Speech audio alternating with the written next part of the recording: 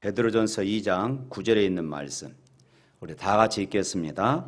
그러나 너희는 택하신 족속이요 왕 같은 제사장들이요 거룩한 나라요 그의 소유가 된 백성이니 이는 너희를 어두운 데서 불러내어 그의 기이한 빛에 들어가게 하신 이의 아름다운 덕을 선포하게 하려 하심이라. 아멘. 예, 선교사님이 나오셔서 이제 말씀 전하시고 또 선교 보고 해 주시겠습니다.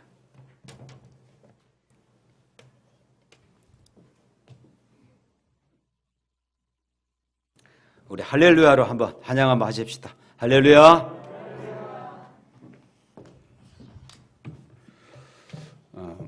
오랜만에 한국에 왔는데 좀 적응이 잘 안 되려고 합니다. 탄자니아에서는 코로나 신경도 안 쓰고 살았는데 여기 오니까는 그냥 코로나 때문에 너무 힘들고 또 사람 만나기도 무섭고 혹시 저 때문에 코로나가 또 문제가 되지 않을까 막 이런 생각도 들고 그렇습니다. 어쨌든 우리 성도 여러분께 감사하고 우리 샘물교회 우리 온 식구들에게 감사를 드립니다. 제가 이제 올해 신학교 들어간 때부터 시작해서 한 41년째 왔습니다. 41년째 그리스도를 따르고 하루도 내가 이 주의 종이 된 것에 대해서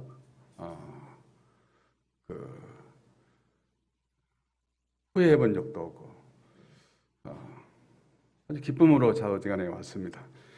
많은 고난도 당해봤고 여러 가지 어려운 상황들도 이렇게 해봤는데 어쨌든 제가 느끼는 것은 이것입니다. 주의 일은 하나님 앞에서 순수하기만 하면 된다고 저는 믿습니다. 다른 쓸데없는 생각하지 아니하고 오직 그리스도께서 원하시는 일을 찾아가면은 하나님께서 역사하신다고 믿습니다. 저는 선교하면서 제가 선교했다고 생각은 한 번도 해본 적이 없습니다. 나는 선교를 잘할 수 있는 사람이 못 됩니다. 그리고 그럴 만한 어떤 힘도 없고 어떤 배경도 없고 그럴 만한 학식도 없고 그렇습니다. 시골에서 20년 동안 농사꾼 비슷하니 살다가 엘리사처럼 붙잡혀가지고 이제 하주의 종이 되었는데 그래서 어쨌든 저는 잘할 수 있는 것이 없고 달란트가 한 가지가 없어요. 뭐 노래를 잘하나 설교를 잘하나 잘할 수 있는 것이 아무것도 없어요. 그래서 이제 초반전에는 하나님께 불평도 좀 해보고 했는데 나는 왜 잘한 것이 아무것도 없냐 그렇게 생각을 했는데 어쨌든 그래도 하나님께서 지금까지 잘 쓰고 계신다고 생각을 합니다. 한국에 이 코로나로 이렇게 왔는데 저는 그렇게 느껴지더라고요. 하나님께서 말세를 우리에게 알려주고 있구나 그런 생각을 하게 되고 이런 때 우리는 자기를 점검해야 되겠다 생각을 하고 우리가 참 성도인가 거짓 성도인가 진짜 우리가 이 교회가 신본주의 교회인가 아니면 인본주의 교회인가 이런 것들도 좀 따져볼 그런 시간들이 아닌가 생각이 들어지고요. 어쨌든 우리가 저는 주의 일을 함에 있어서 저는 구원받을 만한 구원 받겠다고 생각도 안 하고 그 교회를 별로 좋아하지도 않았는데 하나님께서 이렇게 구원을 시켜셔가지고 그런데 정확한 이 구원은 받은 것 같습니다. 저는 나의 하나님으로 그리스도를 영접하고 그래서 예배는 철저하게 합니다. 어떠한 상황에도 예배는 아무리 뭐가 와도 예배는 나에게는 첫 번째 것이니까요.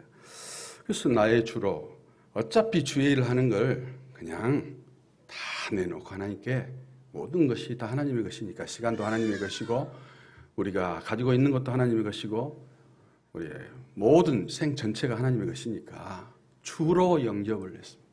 나는 주인이 그리스도다. 그렇게 영접을 하고 또 왕으로 그리스도의 통치를 철저히 받고 싶었어요. 어차피 그리스도인이 되려면 철저히 그리스도의 통치를 받아야 된다. 그리스도께서 하신 일은 명령 내리는 것은 부족하지만 해야 된다. 그렇게 생각하면서 이렇게 살아왔습니다. 그리고 저에게 너무 감사한 것은 40년 동안 넘게 이렇게 감사한 거냐. 나는 내 인생에 무엇이 가장 중요한가를 알게 됐어요. 힘은 없지만은 세 가지를 중요하다고 생각합니다. 나의 구원, 내가 구원받은가. 참 비참한 상황에서 살았는데 진짜 어려운 상황에서 막 재앙과 같은 곳에서 막 저주와 같은 곳에서 이런 곳에서 제가 구원을 받았기 때문에 구원에 대한 것은 내가 아주 굉장히 소중하게 생각합니다. 저는 돈 그런 거 별로 무서워하지도 않습니다. 내 구원이 얼마나 소중한가를 제가 알고 있기 때문입니다. 구원받을 때 제가 한 6개월 동안 차를 못 타고 다닐 정도였어요. 진짜로 내가 이 배짱이 없어서 그렇지 배짱이 있었더라면 광화문 사거리에 가서 소리를 질렀을 거예요. 이광진이는 구원받았다고 소리 질렀을 거예요. 어쨌든 그리고 또 이 두 번째로는 예배의 중요성. 저희들은 집에서 애들에게 이렇게 뭐라고 잘 안 합니다. 그러나 예배를 잘 못 본 날은 그날은 우리 집에는 세계 3차 전쟁이 일어나는 날입니다. 예배를 잘 못 본 사람이 어떻게 세상에서 성공하겠는가? 성공한들 또 뭐 하겠는가? 이런 걸 철저히 가르쳐서 그래도 자녀들이 하나님께서 은혜를 주셔가지고 열심히 예배 보는 그런 또 자녀들이 됐고요. 세 번째는 중요한 것은 그러면 나는 그리스도를 위해서 뭘 해야 할 것인가? 나의 사역은 도대체 무엇인가? 내가 여기 세상에 와서 공부나 하고 밥이나 먹고 그렇게 살다가 가는 그건 아니지 않는가? 그래서 하나님께서는 이 세 가지를 분명하게 해줬고 저는 아프리카에서 이제 분명히 가르치는 세 가지입니다. 우리가 하는 일을 해야 되지만은 또 하나님을 위해서 무엇을 할 것인가? 내가 선교사로 살 것인가? 목사로 살 것인가? 아니면은 전도자로 살 것인가? 하는 이런 부분들을 분명하게 해야 된다. 그렇게 해서 저희 교단에는 이거를 분명하게. 그래서 우리 교회 이름을 제자들 교회다 그렇게 만들었습니다. 우리 교단 안에 교회 안에 들어온 사람들은 다 제자여야 한다. 그래서 저는 구절을 좋아하는 거예요. 디모데후서 4장 7절로 8절을 아주 좋아합니다. 우리가 언젠가 그리스도 앞에 섰을 때 우리는 이제 우리가 계산을 해야 될 날이 오지 않겠습니까? 그런데 바울이 하나님 그리스도께서 자기에게 예언하신 그 면류관을 이야기하면서 나뿐만 아니라 그리스도를 기다리는 모든 자에게다. 그래서 하나님께서 감사한 것은 이런 것들을 이렇게 저에게 이제 알게 해주셨고, 그리고 이제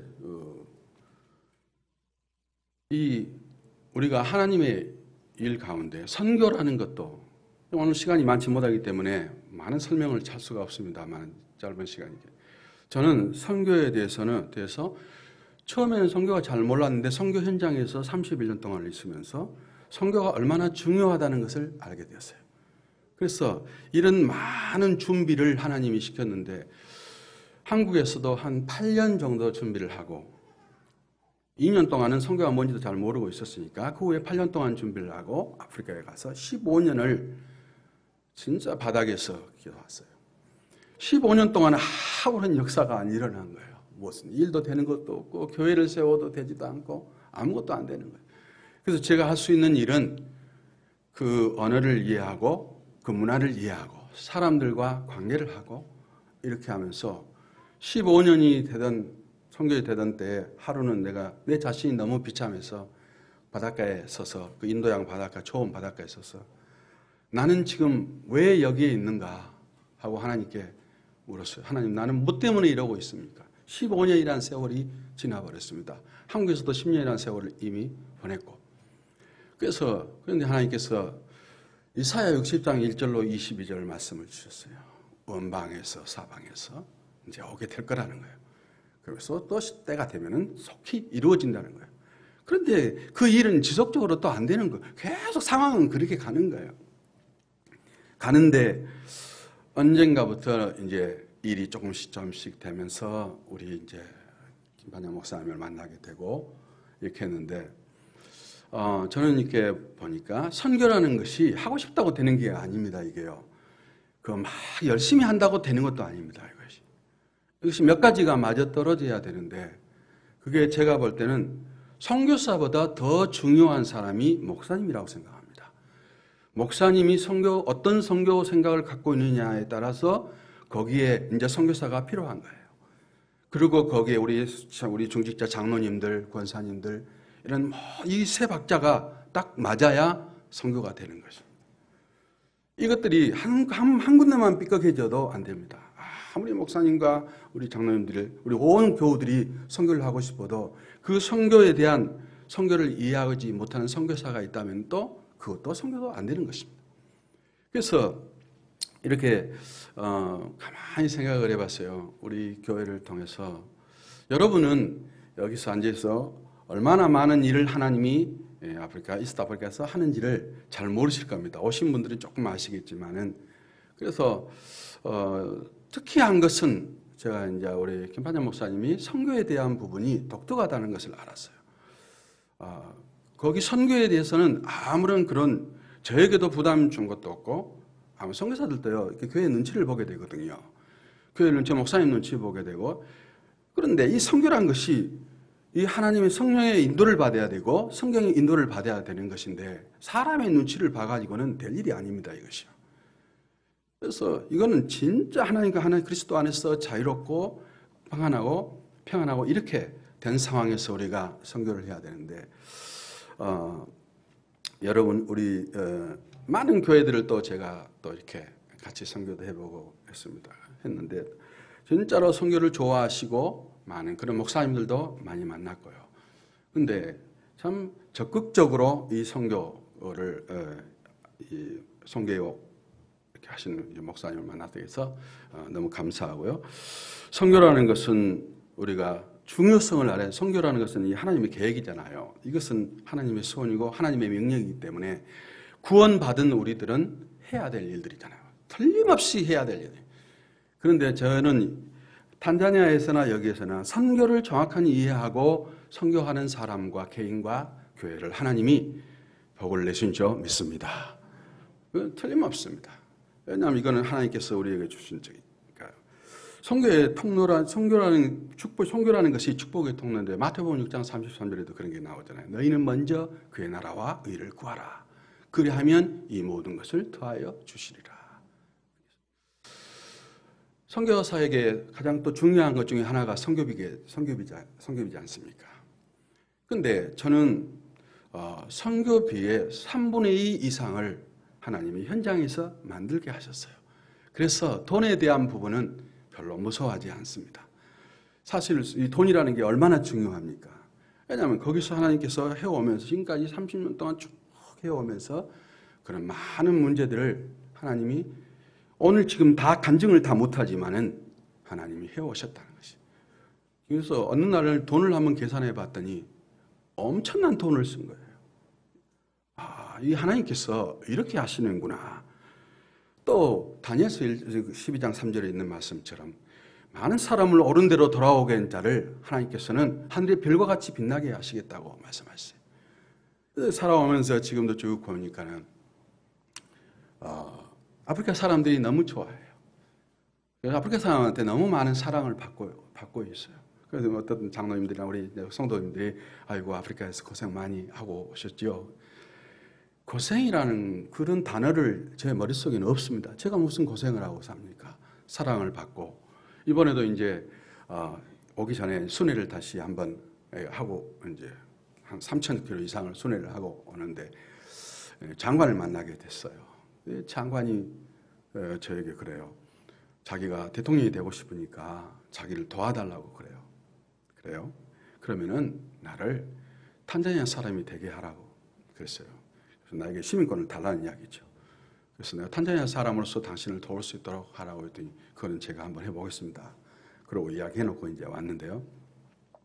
하나님께서는 선교를 진짜 사랑하고 하나님의 뜻대로 가려고 하는 사람, 능력이 있든지 없든 간에 이 선교를 하려고 하는 사람을 하나님이 높이 올리실 줄로 믿습니다. 그래서 이런 체험들을 해봤고 신명기 28장 1절에도 그런 것이 있지 않습니까? 세계 위에 너를 뛰어나게 하실 것이다. 제가 유럽에 가서 이제 덴마크에 가서 이제 우리 선교지를 덴마크로 정하고 덴마크에 이제 가서 복음을 전했는데 이 덴마크 사람들도 진짜 좋아하더라고. 말씀을 전해주고 하니까 참 좋아했고 그랬었습니다. 어쨌든 우리가 이 선교라는 중요성을 우리는 이제는 깨닫고 아무리 뭐 코로나가 오고 뭐가 오고 그런 것은 사실은 우리하고는 상관없는 일이에요. 저는 코로나 처음에 왔을 때 좀 두렵더라고요. 그래서 하나님께 기도를 했는데 시편 91편을 주시더라고요. 사냥꾼의 올무에서 연병에서 너를 건져낼 것이라고. 그래서 지금 코로나 오고 난 다음에 선교 여행을 몇천 킬로를 5번 이상 다녔어요. 사람들이 다 미쳤다고 그러죠. 이 막 사방천지가 코로나가 있다고 저러는데 왜 그러고 다니냐. 그래서 목사님들은 너희 그렇게 묻더라고요. 당신은 무식한 거냐 아니면 하나님이 은혜를 주시는 거냐. 그래서 내가 대답은 그랬어요. 둘 중에 한 가지일 거라고 그랬어요. 어쨌든 이렇게 하나님께서 이 선교회가 무엇이고 선교가 축복의 통로라는 것을 알게 됐어요. 참 하나님이 선교사이지만은 많은 일들을 우리 앞에서 적은 일, 큰 일, 많은 것들이 앞에 있지만은 그런 모든 일을 선교를 향해 가는 사람들에게는 아무런 문제가 안 된다는 걸 알게 됐어요. 그거는 하나님이 해결하실 일이지 사람이 해결할 일이 아니고요. 사람 문제나 돈 문제나 모든 그런 문제들을 하나님이 선교하는 사람에게 은혜를 주실 줄로 믿습니다. 그래서 이 이스라엘 성경 속에서 우리가 선교를 한번 봤어. 이스라엘은 왜 저렇게 고난을 받았을까? 이 역사 전체적으로 왜 고난을 받는가? 이스라엘이라는 것은 말하자면 교회잖아요. 왜 이스라엘은 교회를 표상하는 거니까요.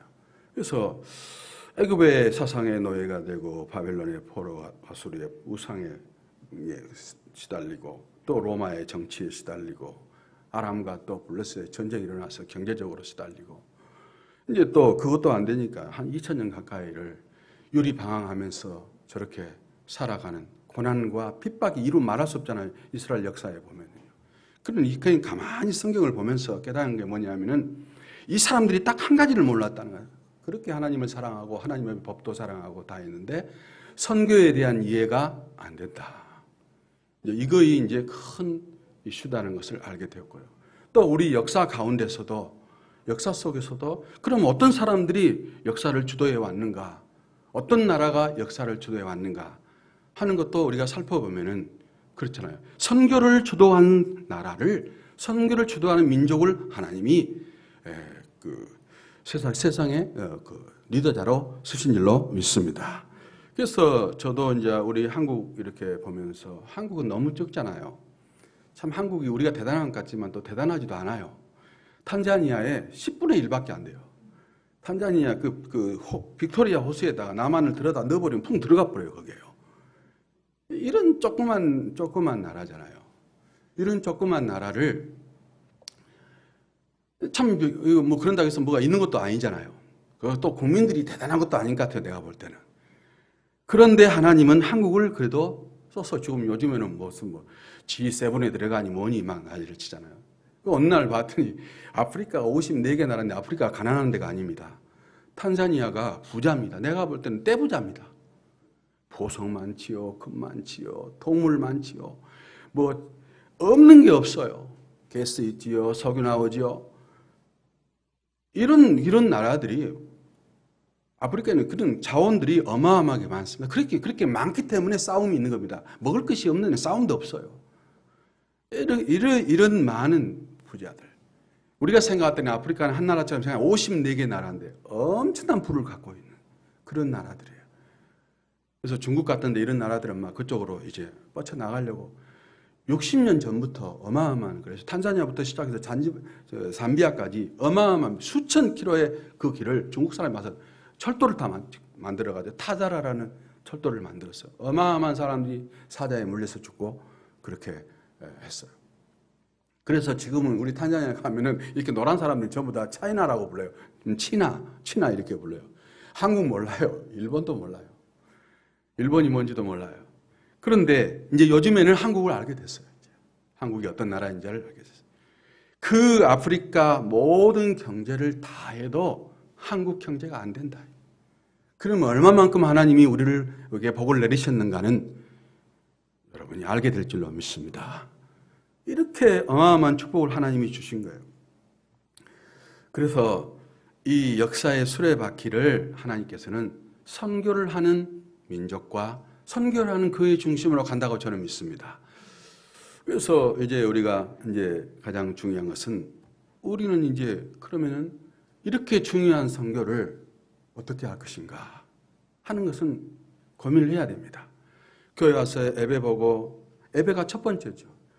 예배를 보고 우리는 예배 보고 끝내는 것이 아니라 이 예배 보는 사람들을 많아지게 해야 돼. 교회를 부흥하려고 선교한 게 아닙니다. 교회인 성도들이 교회가 많아지기 위해서 하는 게 아니죠. 우리가 선교하고 전도하는 이유는 딱 하나잖아요. 예배 보는 사람들이 많아져야 돼. 하나님께 예배하는 사람들이 이렇게 하나님이 인간을 창조하실 때 예배를 위해서 창조하셨으니까요. 그래서 여러분과 저는 이 중요한 선교를 우리가 깨닫고 오늘 여러분과 집에 돌아가서 가만히 한번 생각을 해보셔야 됩니다. 나는 지금 무엇을 위해 살고 있는가? 어디로 가고 있는가? 우리가 생각을 하면서 여러분의 선교를 찾아야 합니다. 여러분의 선교를 찾으면은 틀림없습니다. 하나님이 복을 내리십니다. 나는 40년 동안 그걸 봐온 사람이고 그런 복을 받은 사람이고 그래서 그렇습니다. 선교하면서 순회하면서 10번에서 12번 정도의 순회를 하고 나면 차 하나가 끝나버립니다. 다 고물되어 버려요. 폐차시켜버려요. 그런 것을 5번을 했습니다. 그 선교 순회하면서 엄청난 많은 것들을 하나님께서 깨닫게 하셨고, 그래서 선교라는 것은 잘 이해된 선교가 있어요. 잘 이해된 선교는 틀림없이 열매가 있고 복이 있어요. 덜 이해된 선교는 힘들고 마지막은 실패한다는 거예요. 선교한다고 해서 다 성공한 것이 아니라는 것을 알게 됐어요. 멀리 이해된 선교는 선교를 잘못 이해해가지고 가서 막 선교지에 가서 돌아다니면은 선교를 망치게 되고 그 다음에는 재앙이 오게 되는 거예요. 선교를 했는데도 재앙이 오게 되는 것을 보게 되었어요. 그래서 어쨌든 우리가 우리 개인의 선교를 찾아서 나는 이 선교를 위해서 무엇을 할 것인가를 자꾸 우리 자녀들에게 가르치고 주님 오시는 날까지 가르치면 하나님께서 우리 개인과 가문을 주님 오시는 날까지 사용하실 줄로 믿습니다. 이런 기독교인이 돼야지. 그냥 이렇게 기독교인이 돼서는 안 된다고 생각합니다. 사도행전 11장 25, 26절을 좋아합니다. 바나바가 다소에 가서 사울을 데리고 와서 1년 동안을 가르쳤어요. 1년 동안을 매일 가르쳤겠죠. 그런데 그 사람들이 거기에 뭐라고 써져 있냐면은 사람들이 안디옥 교회 사람들을 그리스도인이라 불렀다. 이렇게 이야기를 한 거예요. 나는 그거에 대해서 참 그리스도인이라는 것은 선교를 하는 사람들이라고 저는 생각합니다. 마지막은 우리가 선교 쪽으로 가야 된다고 생각을 합니다. 그래서 우리 개인의 선교를 찾아야 돼요. 나는 선교를 위해서 무엇을 할 것인가를 하나님께 물으면은 만약에 우리가 구원받았다면 성령께서 우리 속에 역사하실 줄로 믿습니다. 또 이 선교라는 것은 성령의 역사가 없이 사람의 머리 갖고는 될 일이 아니고요. 되지도 않습니다. 고생만 이빠이 하다 끝나게 되는 것이죠. 그래서 그래도 다행히 저는 그렇게 생각합니다. 나는 선교하면서 내가 고생했다는 생각은 15년 동안 내가 준비하는 기간에는 고생이구나 이런 생각을 가끔 한 번씩 했지만 그 후로는 제가 고생했다고 생각을 한 번도 한 적이 없습니다. 뭘 어느 날 한 번 좀 적으려고 봤더니 처음부터 어떻게 왔는가 적으려고 봤더니 어려운 것들을 좀 적으려고 봤더니 아무것도 없는 거예요. 그만큼 하나님이 복을 내리시는 것이죠. 그래서 이제 우리 교회 선교는 진짜 우리가 목사님을 위해서 기도해야 될 것은 뭐냐면은 목사님이 지금까지는 제가 볼 때는 진짜 우리 목사님이 열정이 대단하십니다. 여러분도 아시잖아요. 저도 선교라 하면은 모든 걸 다 제치고 합니다. 선교가 될 수 있다면은 나는 별짓을 다 할 수 있는 사람. 말씀이라고 생각합니다. 또 그렇게 은혜를 받았고요. 돈도 선교다 그런 말 다 씁니다. 제 아내가 그럽니다 항상. 당신은 나에게 돈 준 적이 없다고 나한테 그래요. 그럼 어떻게 지금까지 살았냐? 뭘 먹고 살았는데? 그러면서 그럽니다. 어쨌든 간에 그만큼 하나님께서 열정을 주셨던 것이죠. 어쨌든 우리 교회에 그래서 우리 교회 이제 중직자들, 저는 우리 장로님들한테 너무 감사하고요. 또 우리 권사님들, 그 목사님이 선교하시는데 이렇게 딱 하나 돼서 해주시게 돼서 너무 감사하고, 그 다음에 이제 선교사도 여러 가지 선교사가 있지 않습니까? 그거는 뭐 내가 선교사이기 때문에 이야기할 필요도 없는 거고요.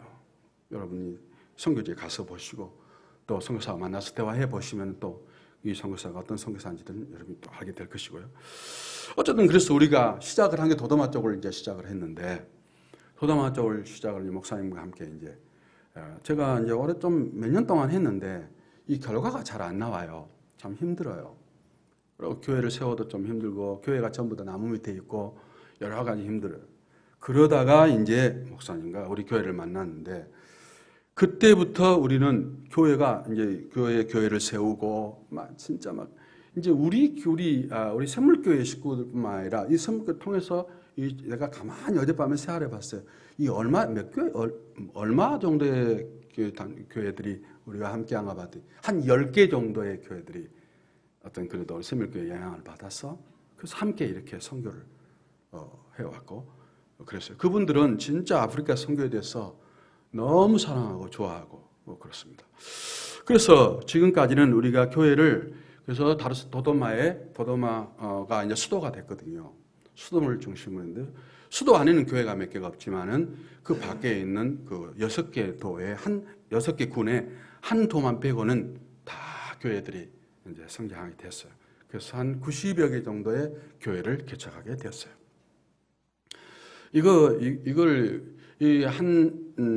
한 선교사가 와서 90개의 교회를 개척한다는 것이 쉬운 일이 아닙니다. 이건 사람이 할 수 있는 일이 아니고요. 또 사람이 할 수도 없는 일이고요. 그런데 그 가운데서 또 우리가 몇 개를 지었냐면 40여 개 교회를 지었어요. 그러니까 90여 개 개척된 교회들이 40여 개 교회를 건축을 했단 말이에요. 거기에 진짜 우리 교회에 감사한 것은 우리 샘물교회가 계속 기도해 주시고, 목사님 거기에 막 열정을 쏟으시고, 뭐 하루도 잊을 수 없는 교회와 목사님이시죠. 왜냐하면 제가 선교하는 이 선교에 선교가 되어진다는 것을 볼 수 있도록 해주셨기 때문에 그렇습니다. 여러분에게 하나님의 은혜가 넘치기를 축복합니다. 그래서 이게 도도마가 수도가 되었어요. 교회도 90여 개 됐고, 조금 있으면 금방 100개 넘어가게 돼 있어요. 제가 이제 요즘에는 아루샤 쪽으로 이제 계속해서 목사님이 이제 아루샤 쪽에 좀 집중해서 그쪽으로 좀 해보자. 도도마는 좀 놔두고 자기들이 가게 하고, 그래서 이제 아루샤 쪽에 이제 집중을 하고 있는데요. 어쨌든 간에 하나님께서 이 탄자니아 안에 교회를 400개는 안 되지만은 300 한 몇십 개를 이제 하나님께서 주셨기 때문에 제가 30년이 이제 올해가 31년째 들어온 거예요. 30년을 이제 마감을 하고 싶은 거예요. 1차적으로 마감을 하고 싶어가지고 하나님 우리 이 교단이 잘 이렇게 스스로 갈 수 있도록 이제 주 교회도 세우게 해주시고, 또 교단 사무실도 세우게 해주시고, 선교회 사무실도 세우게 해주시고, 또 이제 돈도 필요하니까 산업선교 사무실도 또 만들어 주시고, 또 NGO 사무실도 만들어 주시고, 이제 기도를 막 하는 거죠. 해가지고 어떻게 해가지고 이제 땅을 하나 마련했는데, 이 땅이 또 그 최고 좋은 땅이가 있는데, 이 땅이 그런 교회를 짓고 학교를 짓고 이런 땅이 못 된 거예요. 집터로 판명이 나가지고, 그 수도기 때문에 우리가 용도 변경을 마음대로 할 수 없는 땅이에요. 그런데 하나님이 그 옆에 또 이야기가 길어지지만 어쨌든 거기 한 10,000평 정도를 최고 좋은 데다 하나님이 주셨어요. 저는 아프리카에 가서 탄자니아, 한국에서는 땅 한 평도 가지고 살지 못했는데 아주 땅 부자가 되어버렸습니다. 땅 부자가 그 사람. 땅 많이 있는 사람 부럽지가 않습니다. 저는 최고 좋은 데다 하나님이 10,000평을 주셨어. 지금 이제 마음이 뜨거워져 가지고 기도를 이제 재작년부터 하기 시작합니다. 하나님 여기다가 진짜 교회 이 군대 땅이 어떻게 되어 있냐면은 거기다 교회를 지으면 그 도도마 씨가 다 보이게 돼 있어요. 바로 뒤에는 유니버시티하고 도도마라고 가 있고 다 보게 돼 있어요. 하나님 여기다가 교회를 2,000명에서 3,000명 들어가게 짓게 해주시고, 그래서 이 도도마 사람들에다 우리가 레온산 십자가를 걸면 다 볼 수 있도록 해주세요. 하나님께서 그렇게 하실 줄로 믿습니다. 그래서 오늘 목사님하고 잠깐 이야기하는데 돈이 얼마나 필요하냐, 그냥 한 20억 정도 있어야 될 겁니다. 그랬더니 고생하시겠습니다. 나한테 그래요. 돈은 그리스도의 손 안에 있는 것이죠. 하나님께서 하실 줄로 믿습니다. 저는 경험이 하나 딱 있는데 뭐냐면은 내 마음 속에 확신이 있는 그거는 틀림없이 하나님이 다 하셨어요. 문제는 뭐냐, 내 마음속에 확신이 이거 될 건가 안 될 건가, 이거이 문제지. 그런데 나는 우리 이제 교단 메인 교회 주교회를 세우고 거기에 신학교도 있고, 이제 거기에는 이제 학교도 초등학교, 유치원, 중고등학교 뒤쪽에 있고, 이런 이제 많은 것을 이렇게 사무실도 이제 다 그런 걸 구상하고 있는데 너무 마음이 기쁜 거예요. 너무 마음이 기쁘고 그걸 생각하면 어쨌든 잠이 잘 안 오는 거예요.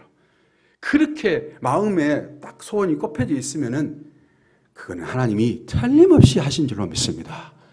여러분도 생각해 보세요. 여러분 마음속에 그 확신이 와 있던 것은 다 이루어집니다. 거의 이제 안 오고 있고 긴가민가해서 그렇지.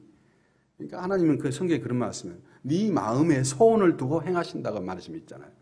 그래서 여러분이 기도해 주실 거 뭐냐면요, 이제 그래도 나는 하고 싶은 게 뭐냐면은 선교를 잘하고 싶죠. 잘하고 싶지만은 그래도 이것이 선교라고 하는 건 모델을 그래도 남기고 떠나야 되겠다. 왜냐하면 제가 만으로 20살에 교회에 들어왔어요. 교회 전도사로 시작해서 또 만 30살에 돼가지고 내가 선교사가 되어가지고 올해가 61가 됐거든요. 그러면은 이 많은 시간들, 내가 돈을 벌려고 사는 사람도 아니고 공부를 많이 하려고 사는 사람도 아니고 이 선교를 하려고 내가 살아왔는데, 그래도 그럼 내 인생 전체를 들여가지고 했는데, 그래도 내가 죽어서 관 속에서 내가 재밌었다, 참 재밌게 살았다, 감사하다고, 참 이런 눈물을 흘리고 싶은 거죠. 뭐 다른 건 없습니다. 저는 선교 욕심도 별로, 다른 욕심은 별로 없어요. 그것도 내 선교라고 생각해 본 적은 한 번도 없어요. 그래서 저는 선교를 할 때 초교파적으로 하는 걸 굉장히 좋아합니다. 초교파적, 누구든지. 왜냐하면 이 선교는 하나님의 최고의 관심사가 여기에 있기 때문에 그런 줄로 믿습니다. 그래서 이제는 이걸 여러분께서 기도해 주시고요. 그 안에 이제 큰 메인 교회가 들어오고 초중고등학교 세우고, 이제 학교를 목사님하고 이제 첫 번째 학교는 제가 세대에 세웠지만 두 번째 학교는 목사님하고 세우고, 우리 그 앞에 보면 그림 있잖아요. 상당히 많이 했습니다. 자금력이 이렇게 딸리지만은 했고요. 저는 이번에 이제 이 코로나 오면서 마음이 약간 이렇게 저기하더라고요. 이제는 사람들도 안 오고, 이거 선교도 보여줄 때도 사람도 없고, 이거 어떻게 하면 좋나. 그리고 시간이 지났는데 2년 동안 한 명도 안 왔어요. 선교지를. 딱 한 명 왔는데, 제 그 조카 한 명이 캐나다에서 왔는데, 캐나다 여과대학 다니는데, 거기 무인비리 호스피탈에 리서치하러 한번, 그러고는 아무도 안 오는 거예요. 또 선교사는 사람이 아무도 안 오면은 뭐 어떻게 되는 거고, 모든 것이 다 이제 마비가 되는 거죠. 그런데 신기한 것은 이 2년 반 가까이 된 동안에 하나님이 코로나 전보다 더 많은 일을 하셨다는 거예요. 그래서 거기서 느끼는 것은 뭐냐 하면은, 이거는 이 선교라는 것은 사람이 하는 것이 아니고 하나님이 하신다는 것을 알았어요. 그러면 선교사가 할 일은 뭐냐? 진짜로 하나님의 뜻에 맞게 가려고 그 방향을 정하고, 그런 나쁜 어떤 생각들을 갖지 말고, 어떤 뭐 이상한 욕심을 갖지 말고, 하나님의 그 일을 위해서 이렇게 순수하게 나가면은 하나님이 하신다고 믿습니다. 어쨌든 그래서 이제 거기에 이제 그런 사무실도 그런 생각을 하니까 너무 감사하고, 이 짧은 시간은 한 세대밖에 안 되잖아요. 30년이 한 세대잖아요. 한 세대에 이런 일을 또 우리 교회와 함께 할 수 있어서 너무 감사하고, 그것도 이제 아르샤 쪽으로 우리가 이제 와 있는데, 아루샤 쪽에도 이제 목사님이 이제 그쪽으로 좀 해보자 그렇게 해서 이제 넘어왔는데 아루샤에도 이제 교회가 30개 훨씬 넘어갔어요. 넘어갔고요. 그리고 이제 아루샤도 교회 개척된 교회 이제 건축된 교회는 12개가 됐어요. 그런데 날마다 교회가 늘어나고 있는 것이죠. 그러니까 어떤 우리 교회가 어떤 목사님이 어떤 선교사가 진짜로 어떤 거기에 대한 스와이런 샤우크라고 그러는데 어떤 한을 가지고 하겠다고 하나님 앞에 덤벼들면은 하나님께서 역사하신다는 것을 보게 되었고요. 그래서 거기에 이제 감독을 하나 세웠는데 감독과 감독 밑에 총무를 하나 세웠는데 너무 사역을 잘하는 거예요. 요즘에는 제가 하는 사역들이 많이 줄어들고 있는 거예요. 제가 이제 막 교회로 안 가고 이제는 그 중요한 거점으로만 돌아다니면서 이제 강의를 하고 그렇기 때문에 그렇습니다. 그래서 아루샤에도 이렇게 이제 아루샤가 왜 중요하면 아루샤를 어떻게 도도마처럼 할 수 있느냐에 따라서 이제 케냐로 넘어가게 되는 거거든요. 그래서 이제 우리는 이스트 아프리카, 탄자니아, 케냐, 우간다, 부룬디, 루안다를 놓고 5개 나라를 놓고 항상 기도하기 때문에 이 살아있는 이 사역이 끝나기 전에 하나님께서 이 5개 나라를 사역을 하게 해주세요.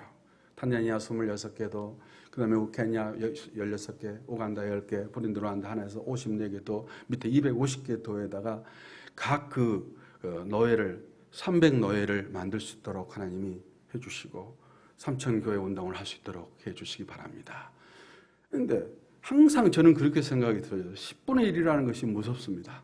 10분의 1이라는 것이 10의 1자라는 것이 무섭잖아요.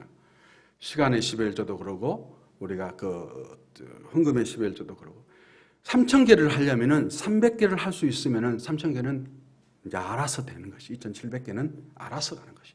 그런데 교회가 300개가 훨씬 넘어가 버렸으니까 하나님께서는 동아프리카 끝나기 전에 제가 몇 살까지 할 수 있을까요? 한 75세? 75세까지는 할 수 있을까요? 한 14, 15년 지금 남았잖아요. 좀 더 할 수 있다면 80살이 가겠지만은 모르겠습니다. 어쨌든 75가에서 80그 사이에까지 갈 수 있다면은 하나님이 진짜로 우리가 이런 교회들 그리고 복음을 사랑하는 교회들을 만나 다 모이게 하게 해주세요. 교회라는 것은 3가지더라고 보니까 율법적인 교회, 그다음에 두 번째는 기복적인 교회들이 있어요. 아프리카는 가난하게 사는 사람들이 많아서 기복적인 교회들이 많아요. 그리고 복음을 사랑하는 사람들이 있어요.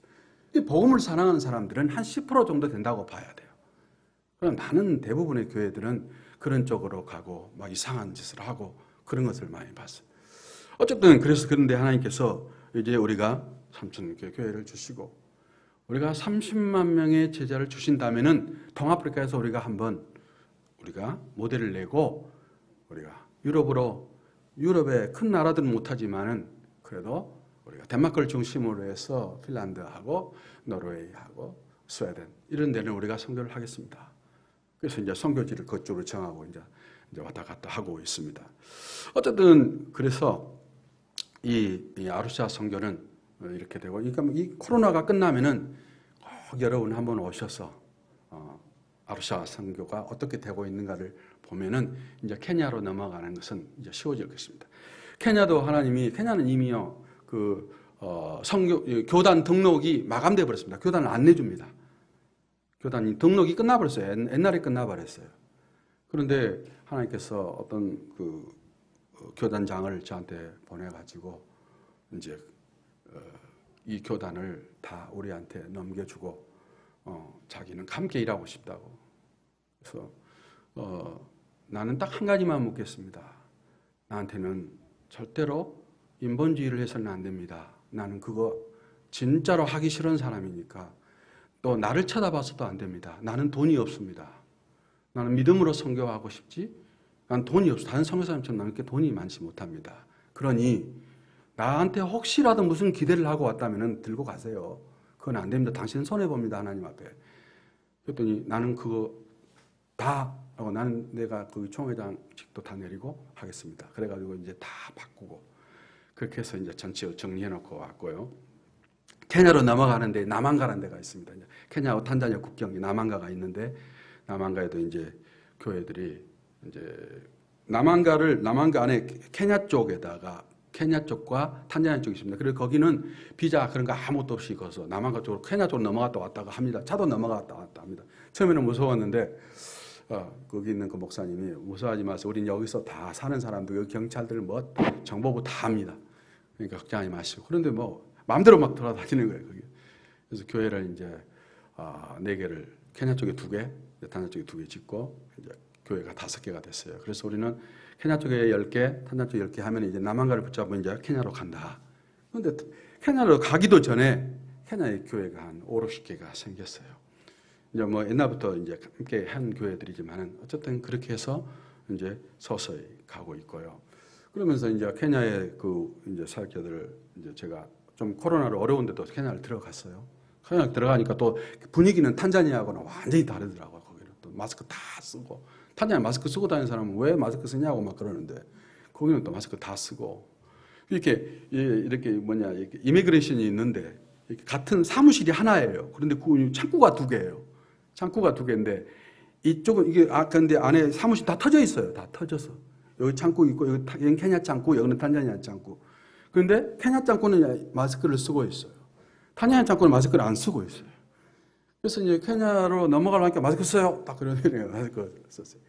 또 들어올 때는 그 이제 이쪽으로 케냐 끝내고 들어오니까 마스크 벗으세요. 또 이런단 말이에요.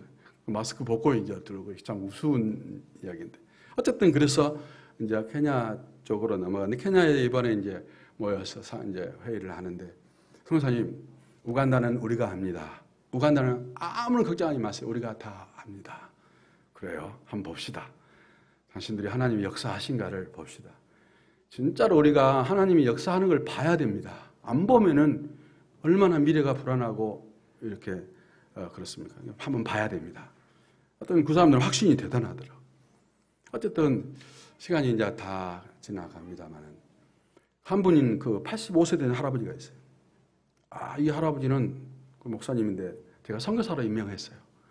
이제 특별 선교사로 임명했는데 어디까지 가냐면 85세인데도 이디오피아 그 국경까지 가가지고 거기에 교회를 세우는 거예요.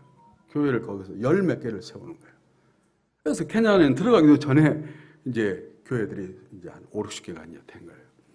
하나님이 이스트 아프리카에서 모델을 보여주실 것이고 또 우리 교회를 통해서 하나님이 이 시대의 안디옥교회 일을 하실 줄로 믿습니다. 여러분이 기도를 좀 해주시면은 왜 그러냐면 왜 이 선교는 될 수밖에 없냐면은 저는 선교 외에는 아무 생각 잘 안 합니다. 선교다 하면은 저는 모든 걸 다 합니다. 우리 자녀들도 3명이 있는데 다 선교로 사용하려고 하나님이 공부를 가르치고 또 그런 마음들을 다 갖고 있습니다. 또 목사님이 있기 때문에 이런 게 또 맞아요. 또 장로님들이 또 함께 이렇게 우리 권사님들이 성도들이 함께 해주기 때문에 이 세 개가 딱 맞아 떨어져야 돼요. 선교사가 와서 뭐 교회 와서 무슨 어려운 이야기나 하고 뭐 이렇게 뭐 무슨 도움이나 받으려 하고 이래 가지고는 이거는 성령의 역사라는 건 볼 수가 없어요. 선교라는 것은 성령이 역사하신 거기 때문에 성령의 역사를 볼 수 있도록. 그래서 목사님이 저보다 연세는 좀 몇 살 적습니다만은 그래도 항상 어려울게 같이 이렇게 왜냐하면 중요하니까요. 목사님이 딱 서주니까 이렇게 하는 것이지 그러면 할 수가 없거든요. 그래서 나는 저도 해남에서 이제 태어나서 해남 사람이지만은 그래도 해남에는 그래도 아주 그 뭐랄까요 신앙의 열기들이 있고 또 내가 볼 때는 굉장히 이쪽 그 선교의 열정도 굉장히 많고 그렇습니다. 제가 이렇게 쭉 보면서 그래도 아직은요 성도들은요 오늘 또 목사님도 그런 말씀 잠깐 하셨는데 성도들은 진짜로 선교하고 싶은 열정이 있는 사람이 많습니다. 어떻게 그러니까 우리가 어떻게 이제 목사님이 이것들을 해주시냐에 따라서 이제 선교가 되는데 어쨌든 감사하다는 말씀을 드리고 싶고 또 우리가 우리 교회가 무슨 큰 교회는 아니지만 그래도 큰 교회들이 하지 못하는 일을 하고 있다는 것을 여러분이 선교지에 오셔서 확인하셨으면 더 좋겠습니다. 하나님의 은혜가 넘치기를 바랍니다. 하나님 아버지 감사를 드립니다. 귀한 교회를 선교하는 교회로 세워주시고 또 우리 목사님 마음에 선교의 열정 불을 심어주심을 감사를 드립니다. 이런 일이 쉬운 일이 아니지만 하나님께서 은혜를 주신 줄로 믿습니다. 또 미천한 자에게도 좋은 아버지 하나님, 동역자와 교회를 만나게 해서 또 동아프리카에 선교 모델을 세워갈 수 있도록 은혜 주심을 감사하고, 아버지 하나님, 오고 오는 세대가 믿고 믿지 않는 자들이 주 예수 살아계심을 볼 수 있도록 이 선교를 축복하여 주시고, 이 선교에 마음을 두고 기도하는 개인과 가문과 교회를 축복하여 주시옵소서. 주 예수님의 이름으로 기도하옵나이다.